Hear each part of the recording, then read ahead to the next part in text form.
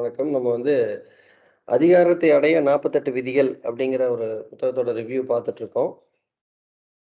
இது விதி 15. உங்கள் எதிரிகளை முழுமையாக நசுக்குங்கள் அப்படிங்கிறது தான் டாபிக்கோட ஹெட்டிங். மோசஸ் முதலான பெரிய தலைவர்கள் இதனை முழுமையாக அறிந்திருக்கிறார்கள். நீங்கள் எதிரி அப்படின்னு யாரை பார்க்குறீங்களோ அவர்களை முழுமையாக அழித்து விட வேண்டும் அப்படின்னு சொல்றாங்க. பல நேரங்களில் நமது முன்னோர்கள் இதனை கடினமான முறையில் கற்றுக்கொண்டிருக்கிறார்கள்.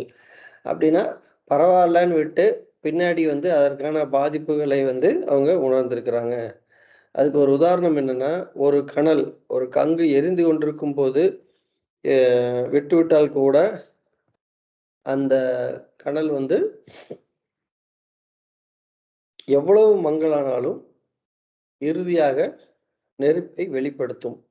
ஒரு காத்து அதன் மேல பட்டுச்சுன்னா அந்த கனல் திரும்ப உயிர் பெற்று நெருப்பை வெளிப்படுத்தும் திறமை அதுக்குள்ள இருக்கு. அதுபோல குற்றுயிராக விடப்பட்ட எதிரி குணமடைந்து பழி வாங்குவான் அப்படின்னு சொல்றாரு. அதுக்கு இன்னும் அடுத்த கடைசி பாயிண்ட் என்னன்னா, உடலை மட்டுமல்ல ஆன்மாவையும் அப்படின்னு முடிக்கிறாரு. கொஞ்சம் ரொம்ப கொடூரமா தான் இருக்கு. அதிகாரத்தை அடையும் நடத்தும் போராட்டத்தில் நீங்கள் போட்டியாளர்களை நேரடியாக தூண்டி விடுவீர்கள், எதிரிகளை உருவாக்குவீர்கள். சிலரை நீங்கள் வெல்ல முடியாது. என்ன நடந்தாலும் அவர்கள் உங்களை எதிரிகளாகவே இருப்பார்கள். அவர்கள் உங்களுக்கு தீமை செய்ய விரும்புவார்கள். அவர்களுடன் நீங்கள் நடத்தும் போராட்டத்தில் உங்கள் மேல் கருணையினாலோ சமரச நம்பிக்கையினாலோ பாதியில் அல்லது முக்கால் வழியில் நீங்கள் வென்றுவிடலாம். அதனால் அவர்கள் உங்களை அழிப்பதில் மேலும் உறுதி கொள்கிறார்கள். என்றாவது ஒரு நாள் அவர்கள் உங்களை பழிவாங்கி விடுவார்கள். தற்சமயத்திற்கு அவர்கள் நண்பராக நடிக்கலாம். தங்கள் காலம் வரும் வரை காத்திருப்பதை தவிர அவர்களுக்கு வேறு வழி இல்லை. ஸோ இது ஒரு ஸ்டேட்மெண்ட்டு. எவ்வளோதான் நீங்கள் நண்பர்களாக இருந்தாலும் அவர்களுக்குள்ள ஒரு ஸ்பேஸ் இருக்கும் அப்படிங்கிறத சொல்கிறாரு. அவங்க போட்டியாளராக தான் நம்ம பார்ப்பாங்கங்கிறாங்க. அதில் ஒரு ரீசன் தான் இப்போ டைல கூட சேம் பிஸ்னஸில் இருக்கிறவங்கள ஒரே போர்டில் வைக்கிறது இல்லை. எவ்வளோதான் நண்பர்களாக இருந்தாலும் அது எப்படி இருந்தாலும் அது ஒரு போட்டி மனப்பான்மை இருக்கும். அப்படிங்கிறதுனால தீர்வு: கருணை காட்டாதீர்கள். அவர்கள் வெறுப்பினை தனிப்பட்டதாக எடுத்து கொள்ளாதீர்கள். உங்கள் எதிரிகளை முழுக்கவே நசுக்குங்கள். அவர்கள் உங்களை நசுக்குவார்களே அதுபோல. இறுதியாக நீங்கள் உங்கள் எதிரியிடமிருந்து எதிர்பார்க்கும் ஒரே சமாதானமும் பாதுகாப்பும் என்னவென்றால் அவர்களின் அழிவே அல்லது மரணமே. இந்த விதிக்கு ஒரு எக்ஸாம்பிள் சொல்றாங்க.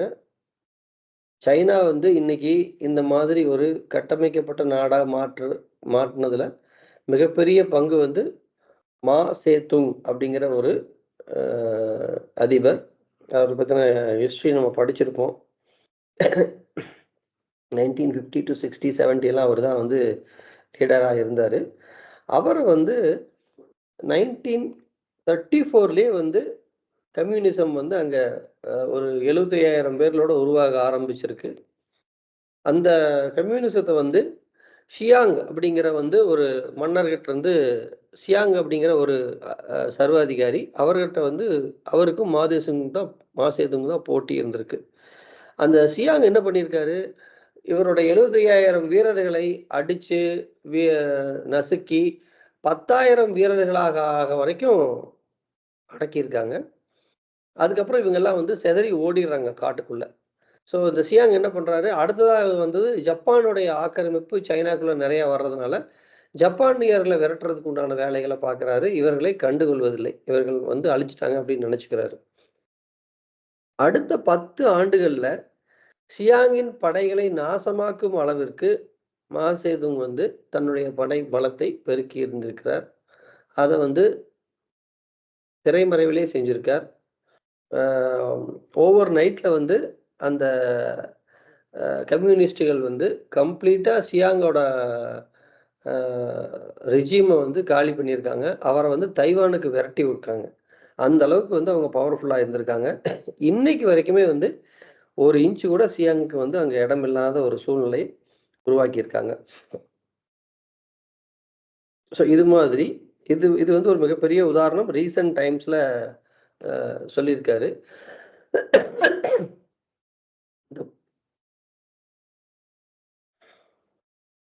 நெப்போலியனோட வார வந்து ஆராய்ச்சி பண்ணிக்கூடிய ஒரு அறிஞர் வந்து எதிரி படைகளை நேரடியாக அழித்தலே வந்து நம்மளோட மேலோங்கிய கவனமா இருக்கணும் அப்படிங்கிறத டிஃபைன் பண்றாரு. ஒரு மிகப்பெரிய வெற்றியை அடைந்த பிறகு நீங்க வந்து ஓய்வெடுப்பதை பற்றி அல்லது நிம்மதி பெருமூச்சு விடுவதை பற்றி யோசிக்கவே கூடாது அப்படிங்கிறார். என்னன்னா, அந்த மிகப்பெரிய வெற்றியை அடைந்த பின் எதிரியை நசுக்குவது, தலைநகரை பிடித்தல், அவனுக்கும் அவன் நாட்டிற்கும் எதிர்காலத்தில் கிடைக்கக்கூடிய உதவியையும், ஆறுதலையும் தாக்கும் எண்ணம், கலை, அவனுக்கு இருக்கக்கூடிய பின்னிலை படையை தாக்கி அழித்தல். அதாவது இப்ப நம்ம வந்து வார்ல வந்து விக்டரி அப்படின்னு டிஃபைன் ஆகுது அப்படின்னா, அவங்களுடைய எதிர்ப்பு இல்லை அப்படின்னாலே வெற்றி அப்படின்னு நம்ம நினைச்சுக்கிறோம். அப்படி இல்ல. அந்த எதிர்ப்பு அமைதியாக இருக்கும் பட்சத்தில், அந்த அமைதி வந்து பின்னிலை படைக்கு வந்து மறுபடியும் படைகளை சேர்த்துவதற்கான வாய்ப்புகள் அதிகங்கிறதுனால, அந்த பின்னிலை படையை தேடி நசுக்க வரைக்கும் செய்யும்போது தான், ஓரளவு வெற்றியை நீங்கள் முழுமையாக அடைய முடியும் அப்படிங்கிறாரு. இப்ப இத நம்ம வந்து தொழிலோட கம்பேர் பண்ணி பொருத்தி பார்த்துக்கலாம். நமக்கு வந்து காம்படிட்டர் வந்து நம்மகிட்ட வந்து ரெஸ்பாண்ட் பண்ணல. நம்ம ஒரு கோட் குடுக்குறோம். அவங்க வந்து நம்ம ஒரு கோட்ல ஆர்டர எடுத்துட்டோம்னா, அதுக்கு பேர் வெற்றி கிடையாது. எதிர்காலத்தில அவங்க கலை சார் 2, 3 தடவ சொல்றத நான் கேஜ் பண்ணியிருக்கிறேன். மேபி ரெஸ்பான்ஸ் அப்ப அவரு குடுக்கட்டும். அவங்க என்ன சொல்றாங்க அப்டின்னா, எதிரி வந்து எப்போதுமே வந்து ஒரு அடி வாங்கிய வீரியன் பாம்பு. அது எப்பவுமே பழி தீர்க்கும் மனதோட காத்திருக்கும். அத வந்து முழுமையாக நசுக்குவதே சரியான செயல் அப்டின்னு ஒரு எக்ஸாம்பிள் முடிச்சிருக்காரு. நீங்கள் உங்கள் எதிரியிடம் கருணை காட்டினால் உங்களுக்கு எப்பொழுதும் பாதுகாப்பு இருக்காது. எனவே அவர்கள் எந்த வகையிலாவது நற்கரம் நீட்டுவதாக பாசாங்கு செய்தால் அதனை நீங்கள் கவனிக்க கூடாது. அத்தகைய சூழலில் உங்கள் ஒரே ஆயுதம் எப்போதும் நீங்கள் எச்சரிக்கையாக இருப்பது மட்டுமே.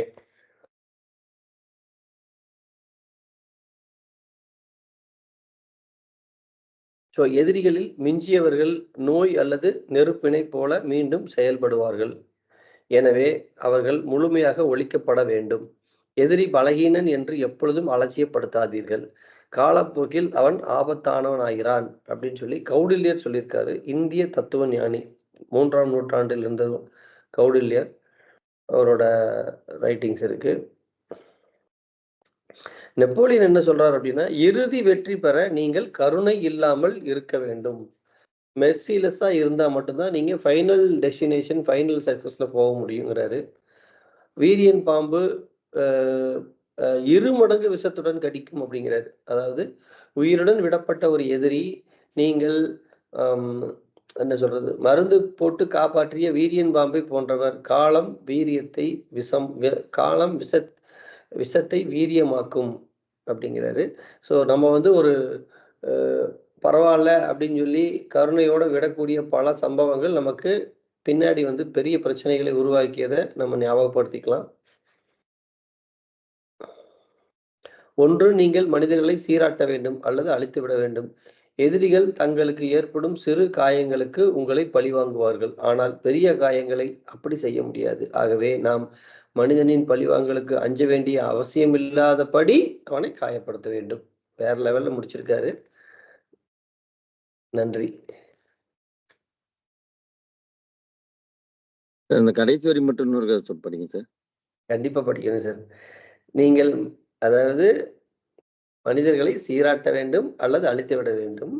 எதிரிகள் தங்களுக்கு ஏற்படும் சிறு காயங்களுக்கு உங்களை பழிவாங்குவார்கள். ஆனால் பெரிய காயங்களுக்கு அப்படி செய்ய முடியாது. ஆகவே நாம் ஒரு மனிதனின் பழிவாங்கலுக்கு அஞ்ச வேண்டிய அவசியம் இல்லாதபடி அவனை காயப்படுத்த வேண்டும். அப்படின்னா என்ன? சின்ன காயம்லாம் பண்ணக்கூடாது. பெரிய காயம் பண்ணி போட்டு தள்ளிறணும். உயிரோடு இருந்தா தானே நீ திருப்பி வந்து பண்ணுவ அப்படிங்கிற. உயிரோட இருக்கணும். சார் ஆனா எந்த ஆக்டிவும் இல்லாம நம்ம வளர்ச்சியை பார்த்து அவன் நாளுக்கு நாள் சத்துட்டு இருக்கணும்.